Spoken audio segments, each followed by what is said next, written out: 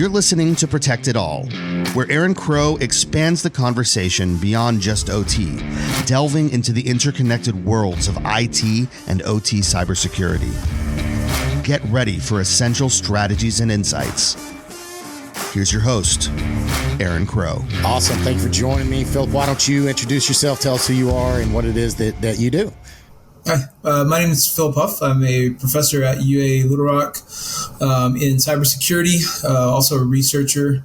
And my background is in the electric sector, so I spent 15 years at a generation transmission cooperative, worked a lot on the NERC SIP standards, and really that transitioned me over into academia. So now I'm working on new programs, new educational programs that help benefit resilience and national security. That's awesome. It's funny because similar background, right? I spent a lot of my career working in a power utility, doing a lot of stuff in NERC SIP. I also volunteer with an organization called ICS Village, where they're spending a lot of time doing the same thing from a different perspective of all about education. It's another reason why I do this podcast, because I know that there's a vast amount of knowledge that we need people to be able to come in and start taking the reins, and we need the next generation of cyber enthusiasts to come behind us to take the baton as many of the older generation is going to start retiring and moving into different roles, and there's a big gap there. So I love to dive into that. It's exciting to hear. Before we started recording, we talked a little bit about cyber-informed engineering, and I told you that I'll be going to INL today. So I'm actually on the way to Idaho today. So yeah, let's dig in and kind of what is it that you guys work on, and what are you trying to get the message out and build programs around? Yeah, sure. So I moved over to academia after working with people that are coming out with a degree, hitting the workforce, transitioning right out of school, and really just there's a lot of work to be done in higher ed to align what we need in the profession with the education they're receiving. I mean, it's not all bad. It's not It's not a disaster, but there are a lot of things that students can be learning along the way that they're just not getting. And a lot of times in cybersecurity, and certainly in operational technology, it's kind of a hodgepodge. You end up chasing the workforce. The higher ed will chase the workforce, and the programs are kind of half-baked. You take some of your existing coursework, throw it together, and throw it at the student and say, okay, you're done. You have a certificate. Go forth and do good things. And unfortunately, it doesn't work that way. There's so many things that you find yourself in front of early in your profession that a lot of times other people aren't. Like if you're coming out as a programmer, you may be assigned this task, and it may take you a few years to get up to the point where, hey, I'm developing, I'm at the cusp of innovation in my company, but you have this time to grow and make mistakes. And in OT, in cybersecurity,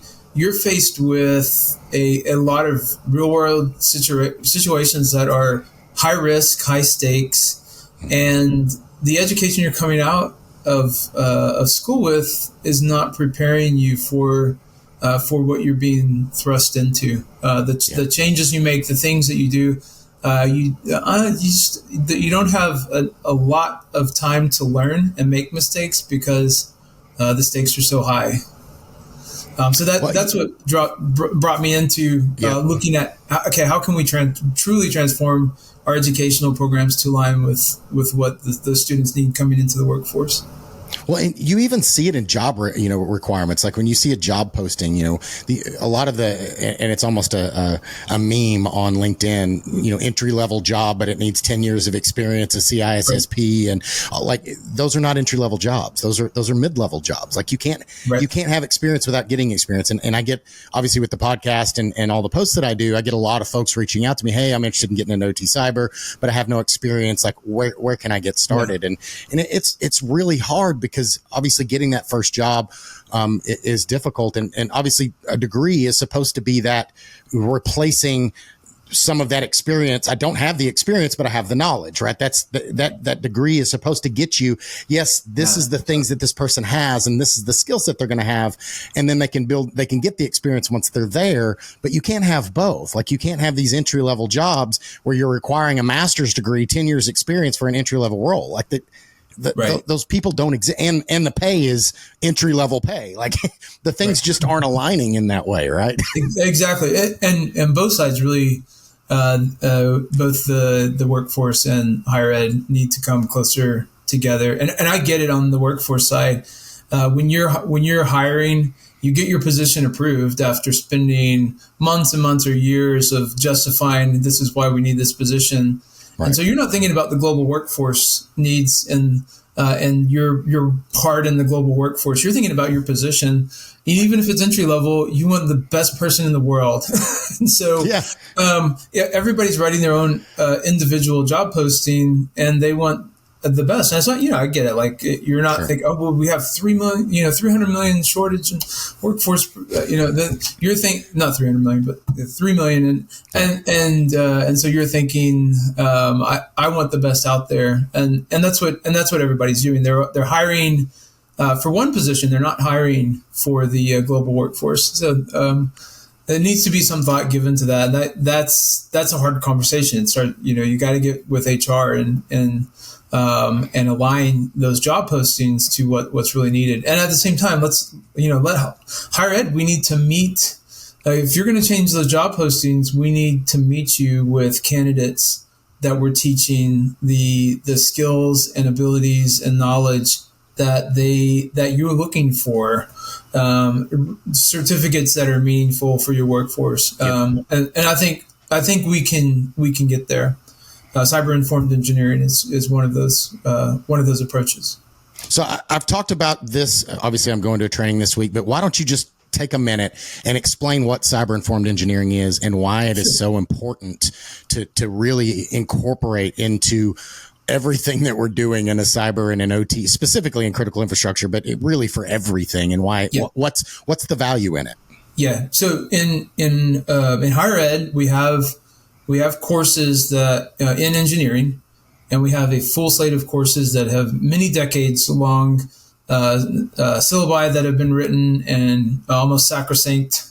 And then you have, you also have computer science, you have cybersecurity programs, same thing. Like these programs are developed, and there's no real interdisciplinary learning that goes on. Those are in separate departments, and you have your curriculum that are built in different stovepipes and outcomes, that segregation that we move right into the workforce. What cyber-informed engineering does is take a set of principles that exist outside of cybersecurity. So it's not just about things you need to know with cybersecurity, from risk-based thinking, adversarial thinking, CIA principles, things like that. But looking at if I'm working on an engineering problem in an engineering life cycle, what are the things that can apply to make the system more resilient? Very system centric. It's not even security centric, but looking at if the goal being a resilient system and the process being an improved security. So that's cyber-informed engineering. One of the near-term goals that we have is we as in our institute, kind of a region, and more so the nation, working with INL, is looking at the community colleges. And so let's say we don't get full coverage into the engineering programs. Very difficult to do. But if you look at all of the degree programs and certificate programs coming out of community colleges that deal with operational technology and industrial automation, there's a huge workforce that can be upskilled into understanding the cyber-informed engineering principles, and not necessarily the full life cycle, but if you're working in operations and maintenance on a system, there's a lot that you have responsibility for in cybersecurity. And a lot of times the real cybersecurity, where the rubber meets the road occurs in the operations and maintenance phase, and that occurs in the mind of the technician, not the engineer. And so meeting that need at the community college level, that's almost a better launching point than trying to ramrod this into an engineering program which doesn't have any additional credits anyway. Sure. So we're trying to make some major shifts and get it to where it is just a part of any type of societal educational program, that you have these principles that have, how does this impact the systems that I work on? But starting with community college, I think that's something that is certainly doable and an interesting place to start. Yeah, absolutely. I mean, I think back, I went to a small engineering school, and it was different than most of them, in that, even though, electrical engineering, right? It was an electrical engineering degree. It was an engineering degree with an emphasis in electrical.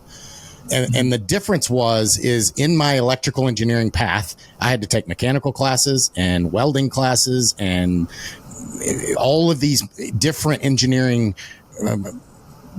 classes that had nothing to do. Like if I'd have went to University of Texas in Austin, I would have only taken electrical classes, right? And maybe I took an elective because I chose to, but it wasn't part of it. And the reason that the school that I went to is called Laterno. It's a small school in Longview, Texas. It's a private school.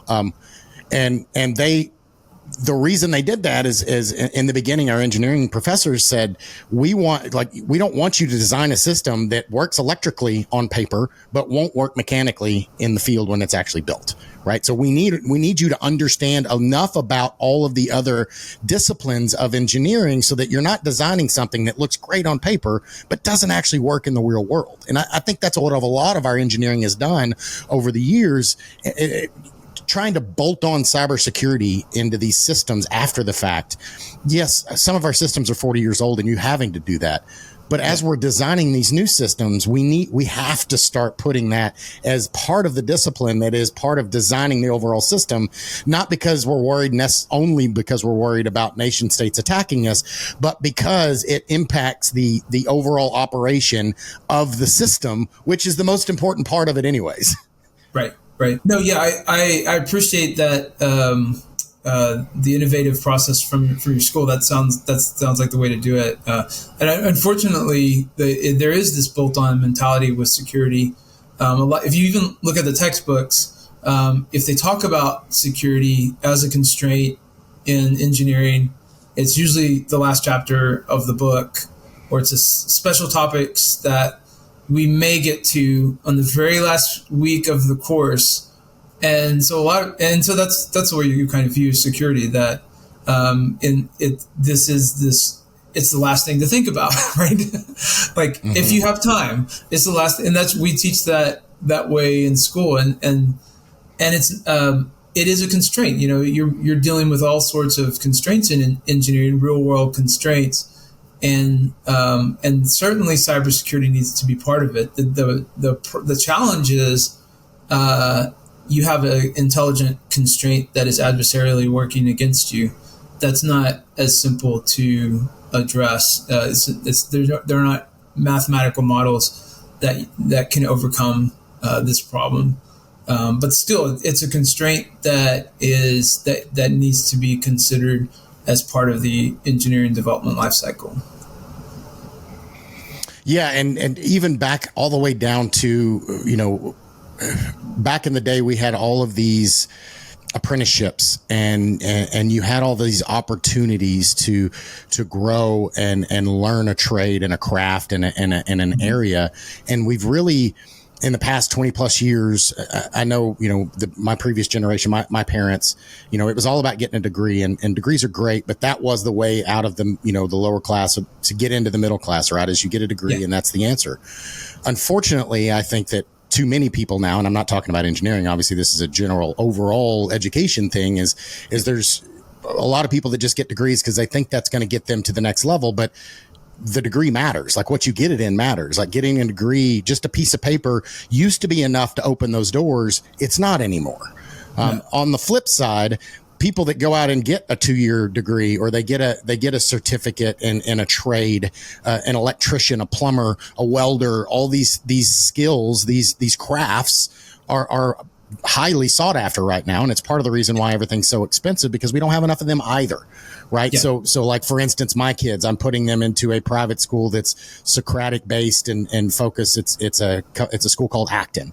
And, you know, they make them, you know, they have Socratic conversations every day, and they don't have teachers. They have guides, and the kids are they're setting their own rules and structure, but they also have apprenticeships. Part of this thing, when you're in high school, half of the year they're spent pursuing and winning and working in apprenticeships, getting paid to work in jobs. And obviously it's a 13, 15-year-old kid. They don't necessarily know what they want to do with their life. But I think part of the problem is that not enough people know, and they haven't gotten to try it, right?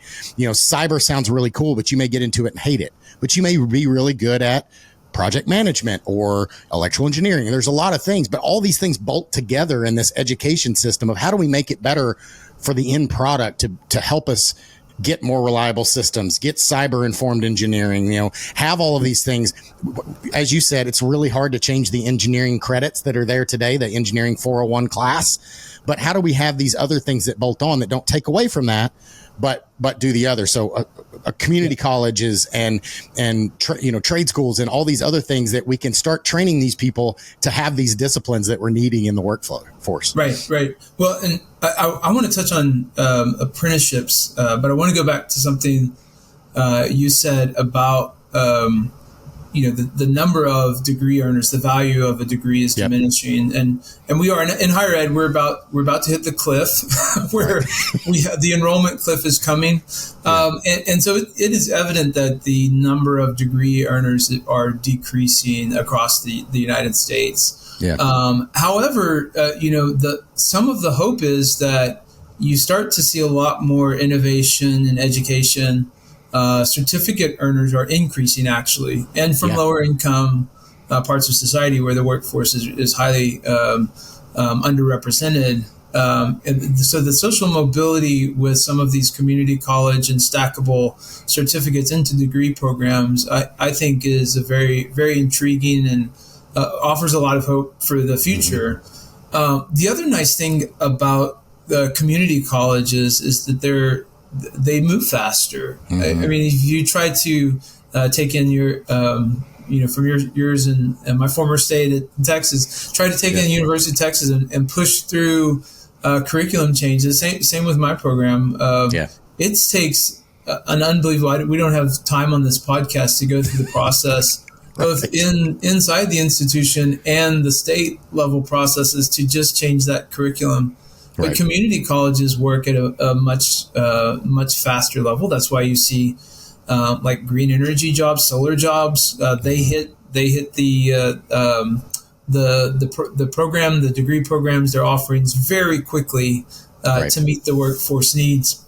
So they're a great place to start with this gap of knowledge that exists in the profession, and that is soon to exist even more with all the people retiring. Is that we have, let's work with our community college partnerships. They're all over the nation, unbelievable network, and start embedding that curriculum there. And what first got me thinking about this is, I've worked in the operational environment, and I know you have as well. And what pains me is the fear associated with cybersecurity.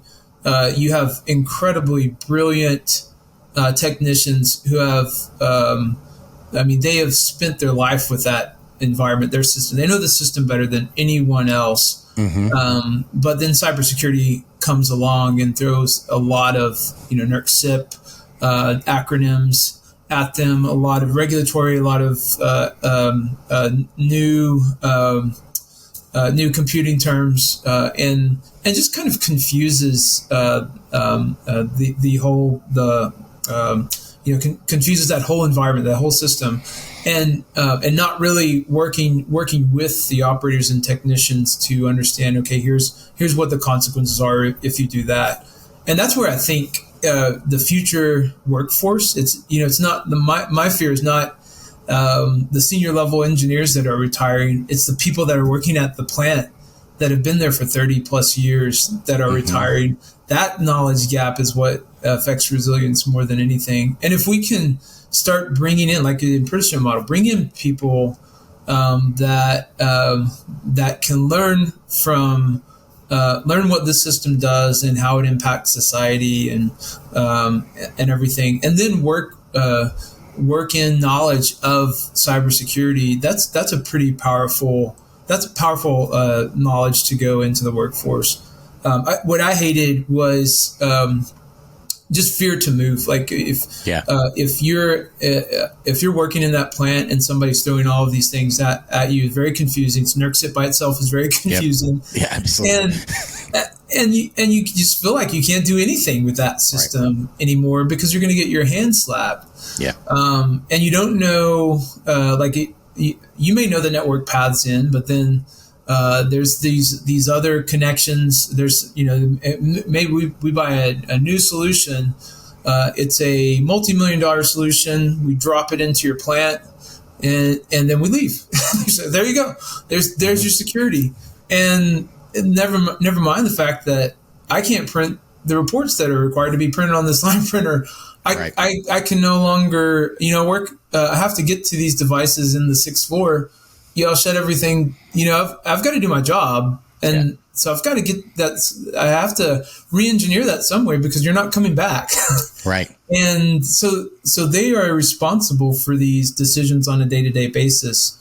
And if we can inject more knowledge and understanding of the operational, what operational changes, how those affect the system security, that's not a PhD level thing to do. I mean, that's something that is feasible. That is something that education we can do better at. Yeah, absolutely. I mean, I think back at all of the things that, my team has done. And one of the reasons I've been so successful in my career is because I've had enough understanding of the operational side, working in power plants and, wearing those hard hats and steel toe boots. I understand their concerns, right? And because when my team left, because, I worked in Dallas, my office is in Dallas, but the power plants were never in Dallas. They're always in the middle of nowhere in Texas, right? They're 4 hours away or 6 hours away, depending on where it is. And it's 3:00 in the morning on a Saturday when it breaks. My team's at home, right? They're sleeping in their bed and they're 4 hours at minimum away. Yeah. These guys are the ones responsible. They're also the ones that their bonuses are tied to it. Like there's a lot of factors that make them hesitant to accept these changes, specifically because they've probably been burned 100 times from, I was going to have a t-shirt made that says, I'm from corporate and I'm here to help. And then on the back, it said, see you on Monday. Right. Because that I'm not there. That was again, one of the reasons I was so successful. Yeah. Unless Monday's a holiday. Right. Then I'll see you on Tuesday. That's right. But that's one of the reasons my team was so successful, because we worked in outages. Like we worked the same schedule that the teams did. So we were working, 3-month, 16-hour day outage schedules right next to those people. So we built that camaraderie and that trust because they knew we would be there at the same time as them. We weren't just going to drop something in on Monday or Friday at 4:00 in the afternoon and then go home for beers. And then we'll see you, like you said, either Monday, unless it's a holiday, and then we'll be back on Tuesday. Like they worked on weekends. They worked on Christmas. You want your electricity to work every day of the week, especially Christmas. And so somebody's got to be there working, right?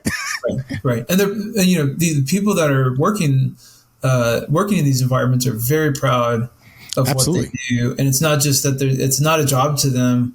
They are providing value to society. So, very similar to like a healthcare worker. And so tapping Absolutely. into that sense of duty and pride, I think is just an incredible opportunity.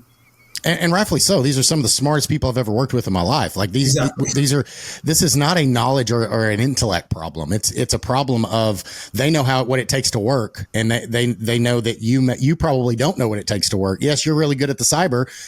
I'm pointing at myself. I'm good at the cyber stuff, but do you really understand what it takes to run this plant? Because when you're gone, I have to support it. And if I don't believe that you understand it, then I'm not going to let you plug your thing onto my network, because it can cause problems, and I'm going to be the one left holding the bag when you're at home, drinking a margarita, and I'm the one sitting here at the plant having to make this thing work, and my boss and everybody else is screaming at me. Exactly. And that's what we want the workforce coming in to have that empowerment, to have that upskilling of knowledge that not only this, if this new device or this new security solutions coming in, that you can ask thoughtful questions, but you can guide them in the process of integrating that technology appropriately, and you understand the true risk, and can't really be duped by the theatrics. Well, so my dad worked in the power industry for 40 years. It's why I did it, right? Awesome. He supported power plants, and, it paid for my college. It put food on my table, and all the things. He joined the company. He was 18. He graduated high school, I think, on Friday, he says, and Monday morning he was working at the company.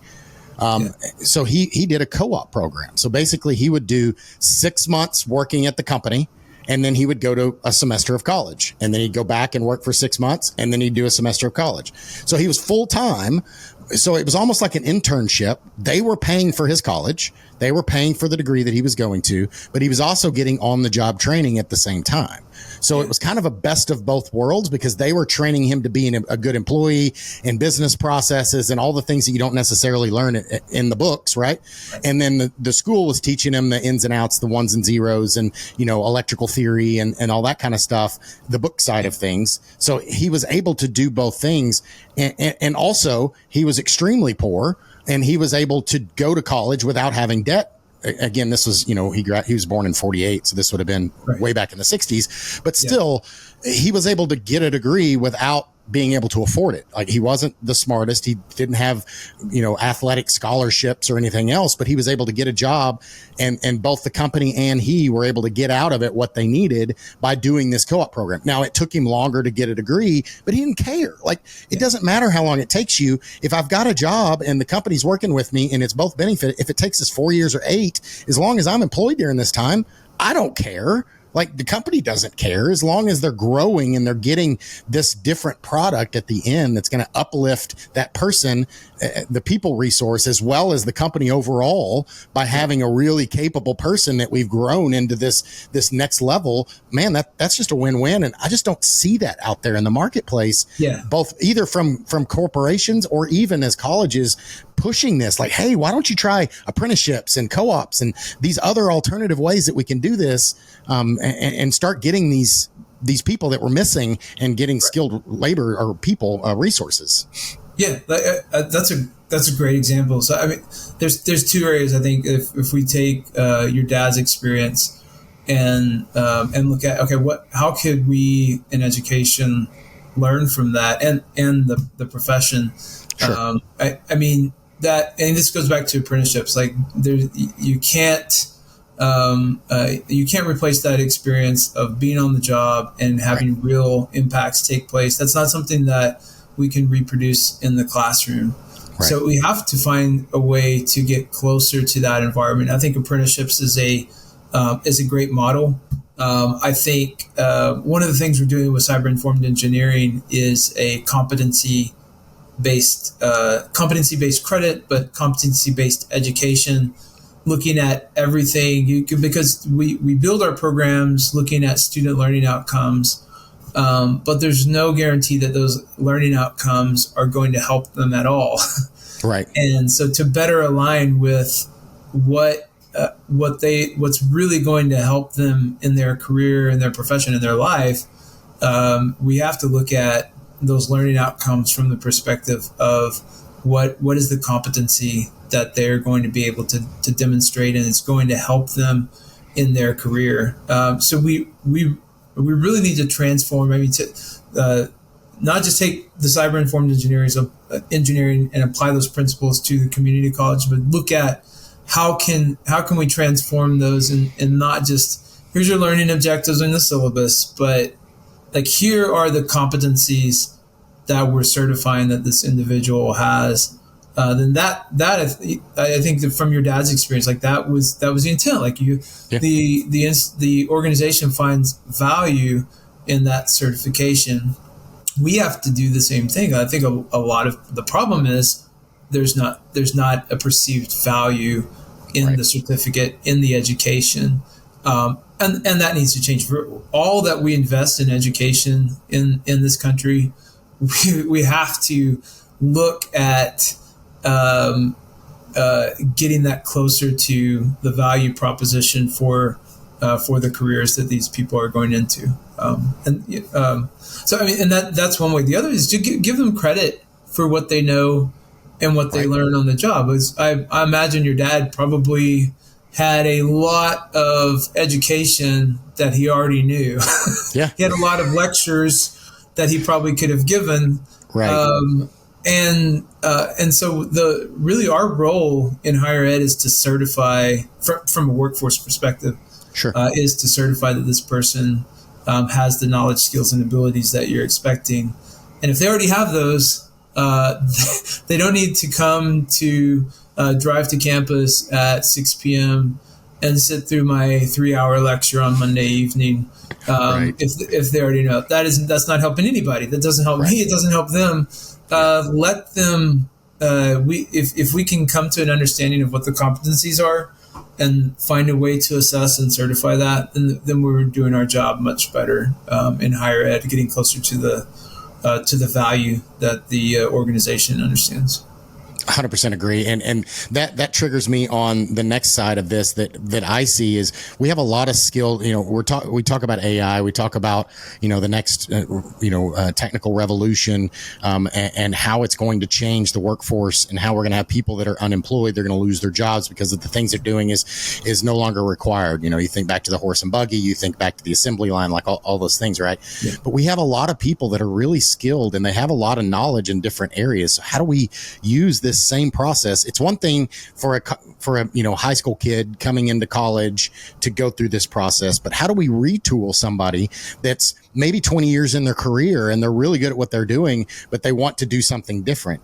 To your point, like they need to be able to get some credit for the things that they know how to do. They don't need to take, all X number of hours like they're a college freshman, because they're not. They spent all of this time in their career and they have all these experiences. So let's give them that. So that way they're not overwhelmed with, well, I don't want to go to school for 4 years to retool. I can't, it's too long for me to show value. I can't, it's too much of an investment, both time wise and financially. And, then I'm going to take a step down in my career because then I'm a newbie, like all of those things. But, I get people all the time that are reaching out that are programmers, that are, technical, really good technical people, and they want to get into cyber, but same thing. They can't get an entry level cyber job because they don't have any cyber experience. So they're looking for certifications and things like that. They can check that box and say, yes, this person has this skill set, let him in the front door. Right. And so there's another, kind of avenue to consider with this as we're going out in this workforce development. We don't just need to focus on 18-year-old kids. We also need to have some mid-level folks that are changing careers that we want to also be able to give them the certification to say, hey, these people are also good for more than just an entry-level type role. Yeah. There may be one or two courses that they see that I'd really like to take those. And then if we come back and say, oh, I'm sorry, we have 2 years of prerequisites you need to take before, and your butt needs to be in a seat for this many hours before you can. That doesn't make sense. So yeah, I mean, we need to move a lot faster, be a lot more nimble, to come up with new programs of study that allow people to return and find the upskill in the ways that they want. I think cyber informed engineering is a great way to allow that. Hey, I've been in the field for this long, and there may be 2 or 3 courses that hey, we'll cover these, and you don't have to be graduate level. You don't have to have your bachelor's. and you can just come in and get the knowledge that you need. I think that's the in most programs, that's kind of the ground that we need to hit. That's our target zone. That's perfect, because ultimately the end goal for us all should be to train people to be able to do the roles that we need them to do, right? It's not about, like you said, it's not about sitting in the seat for 2 years to make sure that you sit here, because just sitting in a seat, as you know, like, it's one thing to be busy. It's another thing to be productive, right? Yeah. Sitting in a seat for 2 years does not mean that you're actually going to come out the other end with the right knowledge. The same thing you can sit in a seat for 30 minutes and be extremely capable, and come out and be valuable. So it's all about the value add and adding the skill sets to people to know, both give them the confidence that they are ready to take that next step, as well as give the employers something to say, to judge it. What is a degree? It's something to say, hey, if they have this, then I know that they should at least have these capabilities. So I can plug them into these types of roles, and they should have at least this level of understanding of those type of topics. They should be able to have a conversation and, draft a communication and be able to, have a dialogue with somebody. And from like an engineering perspective, they should understand electrical engineering, principles, at least at some level, because they got a degree in it and they passed their math class and calculus and all that type of stuff. They can do those things. Even if they're using a calculator, I don't care. They understand the concepts. That's the important piece. Yeah. So then I can bolt on how we do it. This is the theory and this is how we do it. We need to do that same thing from both entry level folks as well as the mid level. And man, that's exciting. I know ICS Village is doing some workforce development stuff with the DOE. I know you guys in INL. So I see a lot of really good work being done in this area, which is why I'm very appreciative of you coming on here to talk about it, because it's very near and dear to my heart. I've got 3 kids, so I want my kids to have something that, whether it be in engineering or cyber or whatever it is, that they're not just going in, for the first time, I hear so many people, adults, people with kids, that are like, I just don't know if I want my kids to pursue a degree. Because they see how expensive it is, and they see all of these kids that have master's level degrees and they're working at Starbucks. And again, I'm not trying to throw any shade on anybody that works at Starbucks, but you don't need a degree to work there. You don't need a degree to be a real estate agent. You don't need a degree to open a business. And so it's not to take away value from a degree. It's to say we need to put value back in and make sure that when you're going after a degree, you're doing something that, at the end of it, when you have that piece of paper, it's going to be valuable to you to open the doors that you want it to open. Yeah. Yeah. It's a confusing time in the workforce. And it's hard entering the workforce. I was talking, I have 4 kids close to you. And yep. I was talking with one of them, and they're just watching how, I forget which large language model we were using at the time, but just watching how what they've been learning is just fully automated.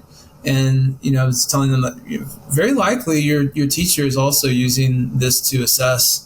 And he was like sitting there and it's like, so if that's producing the, if that's producing the work product and the AI is assessing the work product, what's my role in all of this? Like, what's my role in education if this is just a dance between the AI and so it's sad to see this transform so quickly. And our institutions of higher ed are really meant to help people and to provide a space where we can think together and think about some of society's grand challenges.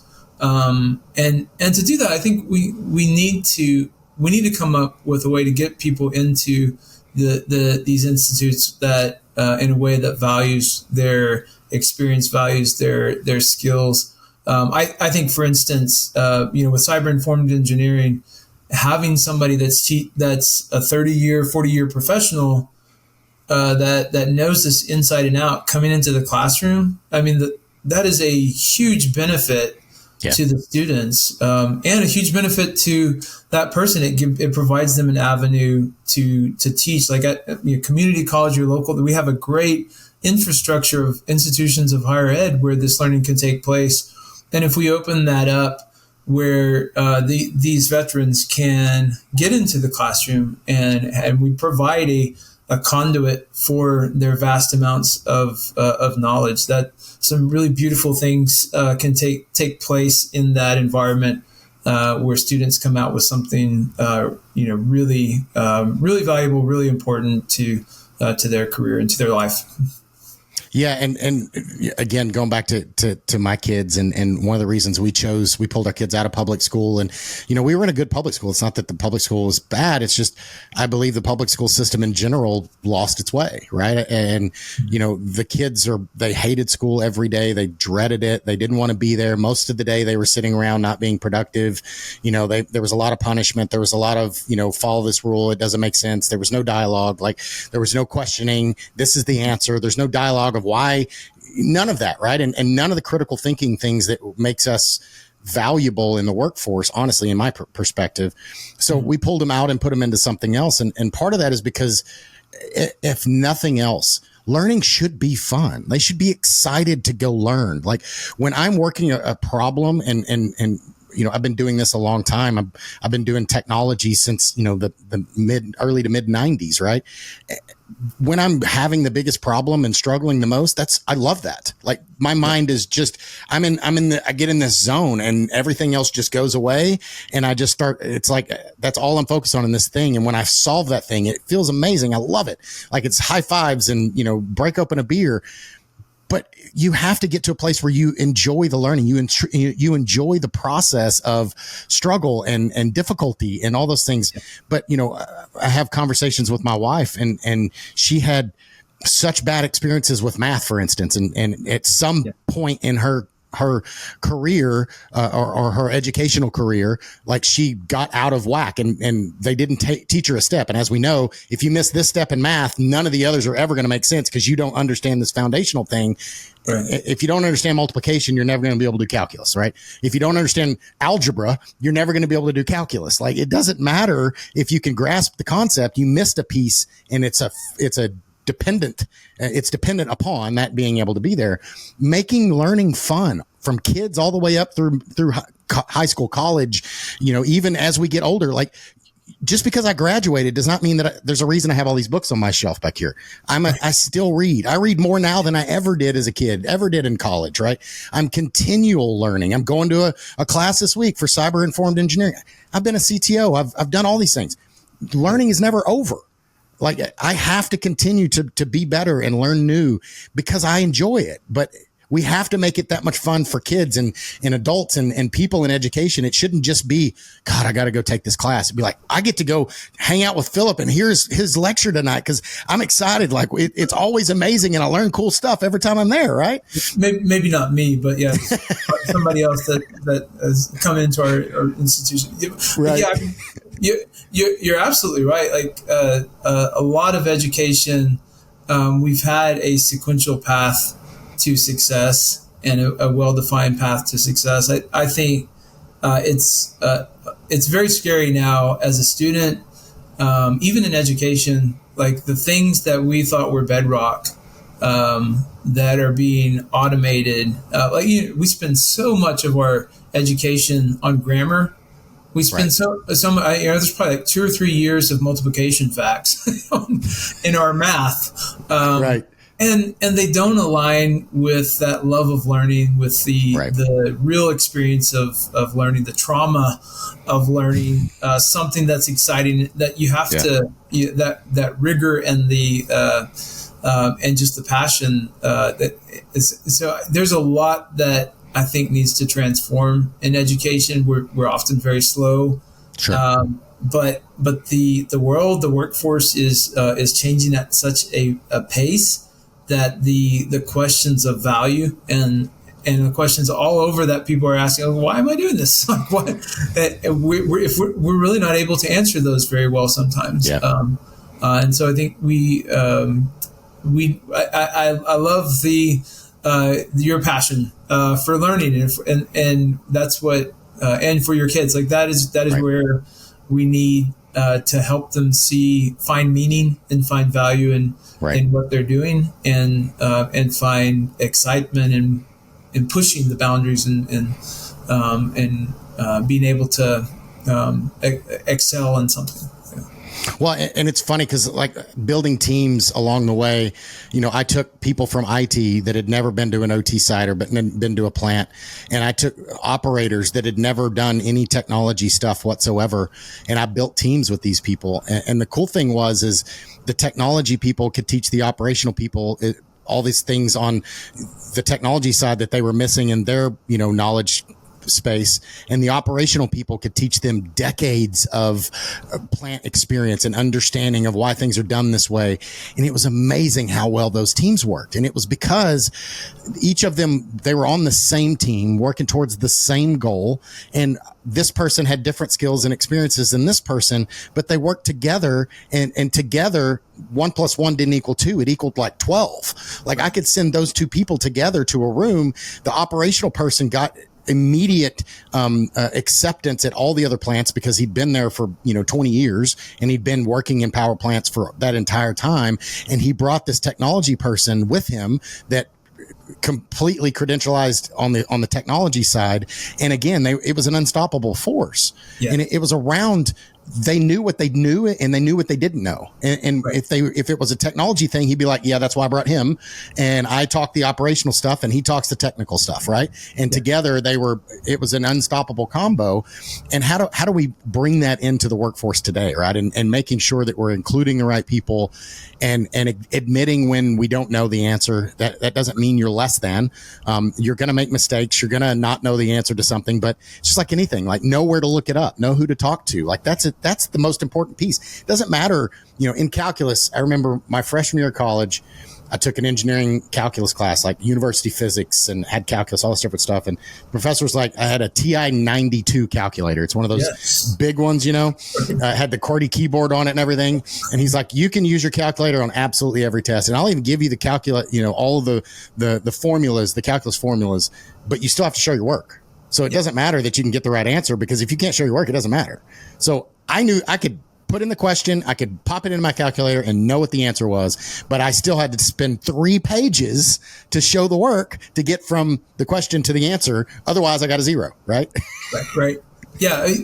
We have, we really need to transform the way we bring realism into the classroom, because what you're talking about is exactly, that's the learning environment we desire, where people value these shared experiences, or this area that they're not aware of, and they're learning from each other and learning how to listen. And fortunately, a lot of our programs are a lot of the what you see in business takes place very early on, maybe even in K-12, where students are learning in an isolated environment and they're being rewarded and punished in isolation. And so, of course, when they get into the workforce, you create your silos of excellence, if you will. I'm not going to work with those stupid IT people. I'm not going to work with those stupid engineering people. Right. And you create these divisions and adversarial relationships that are a detriment to everyone. Nobody likes that. One of the challenges we have in higher ed is, or in any education from K-12 through higher ed, is creating team environments that are meaningful. Because you've been on teams and you've been through courses, and okay, we're assigning you a team to work on this toy problem. And what happens is you learn all of the worst parts of humanity, because so-and-so doesn't, they're not doing their work. And then I'm going to pay this person to do my work for me. I'm going to beat you up if you don't, if you give me a bad, like all of I think students come out, we've focused so much on working in teams that they come out of education with these manufactured teams, like, well, that's not the way to do it. Right. And I think bringing us closer through apprenticeships, through one of the things I want to talk about, I know we're kind of toward the end, but clinics, like cybersecurity clinics, I think that's a great place. That let's take our learning environments, tie them with real problems in society that are not being solved by the market. Yep. There are a lot of people that are suffering from ransomware attacks and understanding risk assessments, understanding what is at risk in their organization. Tie the learning environment through apprenticeships, through programs that create a sense of realism, where teams are working on real things and not on on our manufactured toy problems. Right. That gets to that environment where you're like, oh yeah, this is invigorating. This is the great human experience that we're able to share and become, have this multiplicative effect of being better together. Well, and for me, so I've also in my career I've built labs. When I say lab, I built physical environments. So at the Power Utility, I took actual control systems and the same exact hardware and configuration, and I put them in a lab. And the reason I did that was because we could try things in a safe environment, because they'd never let me play in production for obvious reasons. So I've built, the first one I built was about $1 million lab, which sounds like a big number, but in OT and these control systems, like it's really not that big. And the second one was like 3. And then, I built these very, very large. So I had Balance of Plant and Emerson and Foxborough and GE Mark 6 turbo control systems and a full blown, transmission substation with all the SEL equipment and all the routers and all the things. The thing that they're not even grasping is they have these environments sitting there idle most of the time. So if very large power utility in North Carolina, let's just say that. Mm-hmm. And if that company were to partner with the local education and say, allow, it to be used for an education purposes and use these labs, they may get work out of it. They may be able to bring, people workforce into their environment and have an understanding of how they do things already. So that co-op program type thing, but also they could get them to solve real problems. Right. You're working with real equipment and not only that, but from a learning perspective, it's really cool and it's fun because you're playing with real stuff. It's not just, reading a word problem and having a dialogue in a hypothetical situation in a classroom. I'm actually looking at real equipment. I'm going to a substation. I'm seeing this stuff in the real world, and that makes it different. Right. It also helps for me. I'm very much a hands-on learner. I could read something in a book 50 times and not grasp it. I can do it one time and I'll never forget it. I remember IP addresses from servers from 20 years ago. I don't know why my mind works that way, but it's just the way that it is. Sounds like a curse. It kind of is. But the flip side of that is that when I'm in that space, man, I can learn anything. If I just figure it out, right? And it's the same thing I do with my kids. Like when they ask me how to do something, I make them go try it themselves first, right? It goes back to that Socratic learning method, right? Yeah. It's one thing to just read something and regurgitate it for a test that maybe you don't remember the next day after the test, but it's another thing to remember something because you figured it out. Like it clicks something else in you when you figure out how to change your oil, how to change a tire, how to troubleshoot something. Not because you read instructions on YouTube and you just followed ABCD, but because you had to tinker and figure out because nothing worked. And then, all of a sudden you figured out how it worked, right? It's a different thing that you're learning. And that troubleshooting skill from an employer perspective, I can take a mechanic that can troubleshoot things and I can teach him technologies and he'll be one of the best operators or technologists that you'll ever have, because that skill set of troubleshooting and figuring things out, dealing with ambiguity, a lot of those skills you can't teach that in a book, as you know, right? It's not something you can teach. You have to experience it to learn how to troubleshoot, how to figure something out when you ask people and like, I don't know, go figure it out. Right.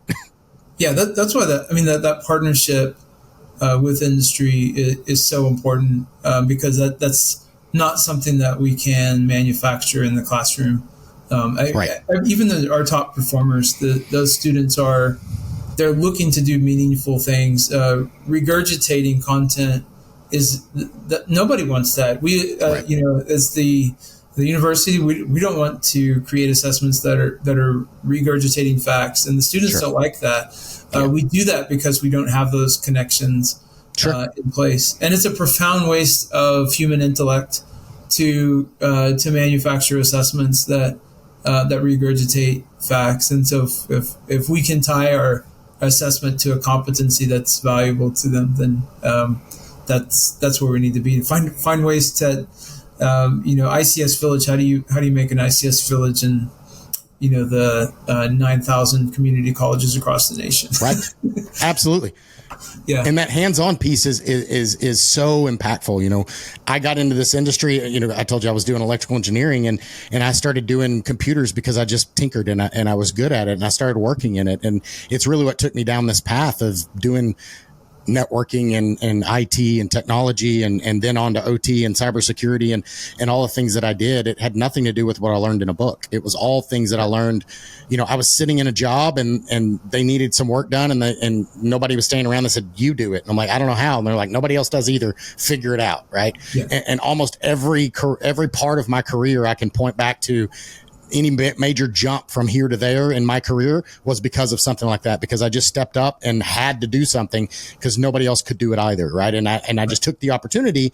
And because of that, I learned something new, and it became a valuable skill set. And we're sitting there with AI, with cybersecurity, with cyber informed engineering, like all of these spaces. It's a great opportunity for people that are interested. Now is a great time because there's this large gap, this void of spots and people that we need to fill them. So cyber's not going anywhere. Engineering's not going anywhere. It's a great space to be and to pivot into, whether you're an 18-year-old kid, you know, or 20 something or whatever, you know, in the beginning of your career, or you're mid-level, or maybe you're even at the end of the career or towards the end of your career and you still want to pivot. Like, it's still we need all of those levels in people. Diversity and differences of thoughts and experiences are just all going to help us all around. Yeah. AI is not removing the human vice. I think we're injecting our human vice into AI, and because of that, cybersecurity is going to be here for the long term. Exactly. Well, awesome. Hey, so kind of my wrap-up question here is the next, and we've talked about a lot of this, so it may just align with the conversation we've already had, but the next 5 to 10 years, what's something that you're excited about coming up over the horizon, and maybe something that's a little concerning that we need to take action or make a pivot if we don't make a change? I love the things that are accessible to us now through AI. I think the shift in AI is exciting to me, to see reading, writing, more levelized and accessible to everyone. Yep. I see a lot of changes in education that could really improve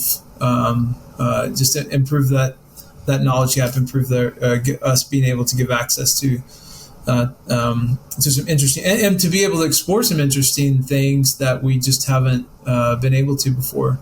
I'm excited about robotics. I'm excited about where we're going with automation.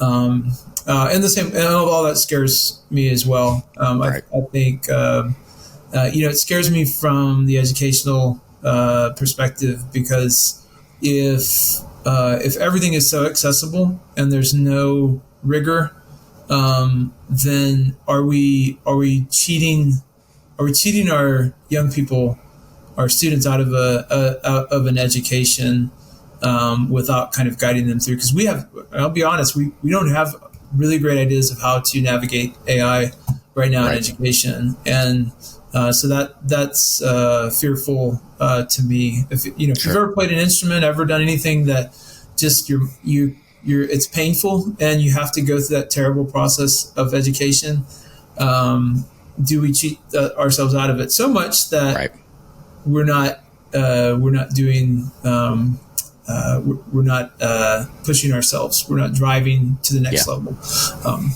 It reminds me of the was it Sheldon or whatever, where he tried to learn to swim by reading the book.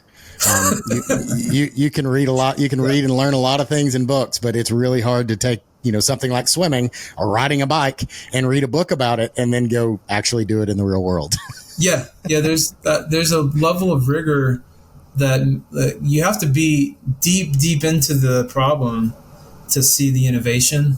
Right. And if we're teaching our students to stay surface level, let the AI do the hard work, then are we getting deep enough to really see the innovation? Yeah. And what are we going to miss because of that? Because we don't have anybody diving in and doing those deep level conversations. So no, that's awesome, man. I appreciate you guys and the work y'all are doing. I think it's super important.